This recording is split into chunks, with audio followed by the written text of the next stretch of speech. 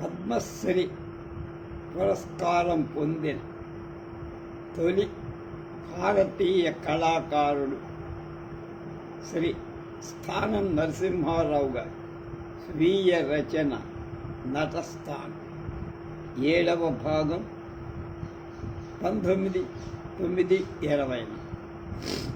ఆయన ఇది 23/10/24 రాశారు. దీని పేరు నటకావతంస బిరుదం. ఎలా వచ్చింది ఆ విషయం. నరసాపురంలో మా నాటక సభ కొన్ని సదస్సనాలు ఇచ్చింది. పౌరులు పరప్రముఖులు మేముంటున్న బసకు వచ్చి మమ్మల్ని అభినందించటం సాగించారు. ఆనాటి నరసాపురం హై స్కూల్కి హెడ్ మాస్టర్గా శ్రీ జయరాం గారు ఉండేవారు. వారు తమ స్కూల్ ఆవరణలో 23/10/24 తేదీ పెద్ద సభ మా సంఘం వారిని ఎంతో అభినందించి సన్మాని.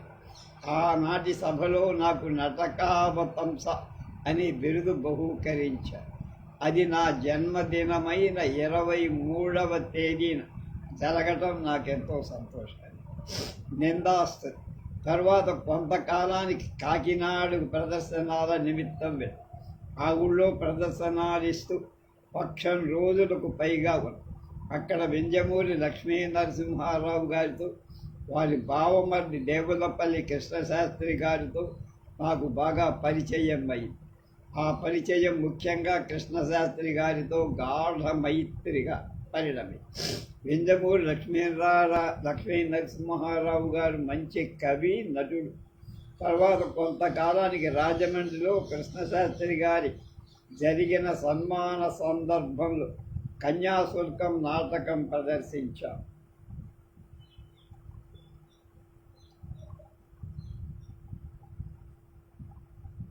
రావుగారి రామప్ప పంతులు వేషం పక్కన నేరు మధురవాణిగా నటించారు. నరసింహారావు గారు అంటే వెంజమూరి నరసింహారావు గారు రామప్ప పంతులు మధురవాణిగా స్థానం. ఆయన రామప్ప పంతులై అభినయంతో నన్నెంతో కవ్వించి నవ్వించారు. వీరికి నాటికి భారత ప్రభుత్వం ఉత్తమ కవిగా గుర్తించి పద్మశ్రీ ప్రదానం చేసింది. వీరు తమ 81 ఏండ్ల వయస్సులో కీర్తిశేషులు. కృష్ణశాస్త్రి గారికి పిఠాపురంలో స్వంత ఇల్లుండే. కాకినాడ ప్రదర్శనాల్లో మా రోషనార నాటకం అయ్యాక తెల్లవారుజామున రైల్లో శాస్త్రి గారితో కలిసి నేను పిఠాపురం వచ్చాను. ఆ సాయంత్రం మేము ఉభయులం బజారుకు బయలుదేరు. దారిలో కృష్ణశాస్త్రి గారి మిత్రుడు ఒకటి ఎదురు. వాళ్ళిద్దరూ కొంత పరామర్శించుకున్న తరువాత నాటకం ఎలా ఉంది అడిగారు. శాస్త్రి గారు ఎలాగుందేమిటి, బ్రహ్మాండం, అందరూ అందరి ఆరితేరిన ఘటు. ఆ రోషనారిగాడు ఉన్నాడే అఖండుడు, వాడు చస్తే మళ్ళా అలాంటి వాడు పుట్టాడు, వాడు చస్తే అలాంటి వాడు పుట్టడు అంటూ ఇంకా ఏదో చెప్పబోయే ఆయన్ని శాస్త్రి గారు ఆపి ప్రసంగం మార్చేశారు. నన్ను గీరారు. తొందర పనుంది, మళ్ళా కలుసుకుందాంలే అని శాస్త్రి గారు అక్కడ నిలవకుండా ఇంటికి వచ్చేశారు. ఆయన వెంట నేను వచ్చేసాను. దారిలో శాస్త్రి గారు నాతో ఇలా అన్నారు, ఇదిగో తమ్ముడు, నీ ప్రదర్శన ఫలితం ఎంతటి నిందాస్తుత్యంగా పరిణమించిందో విన్నావా అని. నీ పక్కనే ఉన్నాను కదా, నన్ను గురించి మా మిత్రుడికి పరిచయం చెయ్యలేదే మీ మిత్రుడికి అని అమాయక తప్పు నిన్నప్పుడు పరిచయం చేస్తే అతని మాటలు ఆనందంలో అంతగా హద్దు తప్పిన తన తొందరపాటు ఆయన ఎంతో నొచ్చుకుంటాడు. నువ్వు నా వద్ద లేనప్పుడు ఆయన కనిపిస్తే చెబుతాలే అన్నారు శాస్త్రి గారు. ఇంకా ఏమన్నారంటే, నాటకంలో రాత్రి వేషం వేసిన వ్యక్తి పగలు పట్టివ్వకూడదు. పట్టిస్తే అతని వేషంలో కనిపించిన వ్యక్తిత్వం ఆ వేషాన్ని అపహాస్యం చేసినట్టు.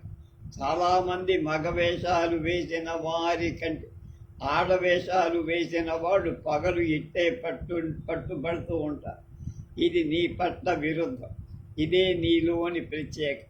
దీన్నే నువ్వు గమనిస్తూ పగలు పట్టుపడకుండా జాగ్రత్త వహిస్తూ ఉండ అని నాకు హితబోధ చేశారు. ఆ బోధ ఈనాటికి నేను ఆచరణ చేస్తున్నాను.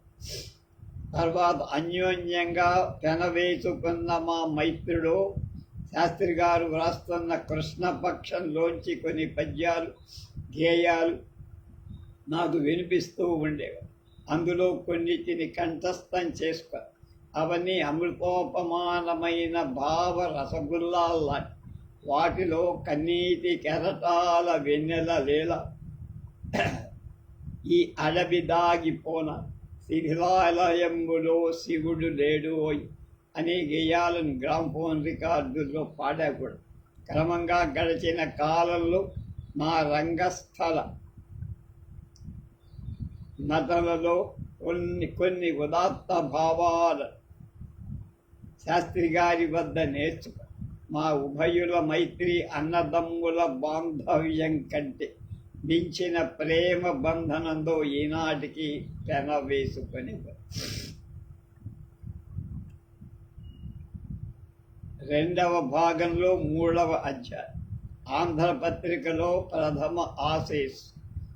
ఆ తర్వాత కొంత కాలానికి సామర్లకోట వచ్చి అక్కడ రోషనార నాటకాన్ని జహ్వరి బాయిగా మార్చి ఆడాడు. ఆ ప్రదర్శన చూసిన మహాకవి విమర్శకుడు అయిన అనంతపంతుల రామలింగ స్వామి గారు మొట్టమొదట ఆంధ్రపత్రికకు ఒక చిన్న వ్యాసం పంపారు. అది 6/2/1925 ఈ విధంగా ప్రచురింపు.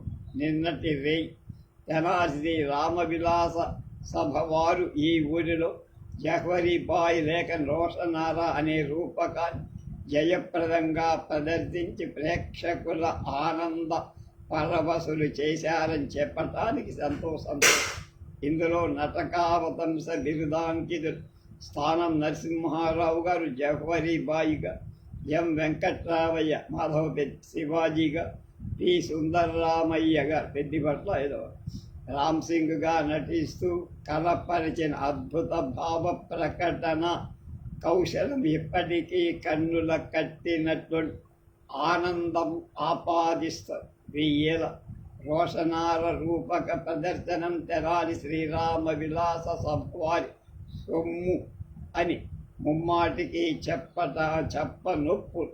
ఇట్టి ప్రజ్ఞాధురీనులైన నటశిఖామణుడు ఆంధ్ర రూపక వాంగ్మయతని ఆశీర్వదించి పెంచి పోషించుగా అనంత పంతుల రామలింగ స్వామి సామర్లకోట 5/2/20. నా నాటక జీవితంలో ఆ వ్యాస ప్రశంస పత్రికాముఖంగా అదే ప్రథమమైంది అవటంచే దాని కటింగులు ఈనాటికి ఆల్బంలో దాచుకో. ఆ తరువాత 40 ఏళ్ల నా నాటక జీవితంలో నన్ను గురించి ఎన్నో పత్రికా ప్రశంసలు వచ్చాయి. వాటిని కూడా లభించినంత వరకు భద్రపరిచి ప్రజలు ప్రభుత్వము ఇచ్చిన ప్రశంసా పత్రాలను బిరుదులను నాటక కళను గురించి ప్రచురించిన ఈ నా వ్యాసావళిని కూడా నిక్షేపించు. నాటినన్నిటికంటే వివరించబుడితే అదో పెద్ద గ్రంథమే అవుతుంది. కనుక అందులో ప్రతి ప్రశంసలైన 2-3 మాత్రమే అతి ప్రశస్తమే వ్యాసాలు మాత్రమే ఆయా సందర్భాల్లో చెబుతా. నా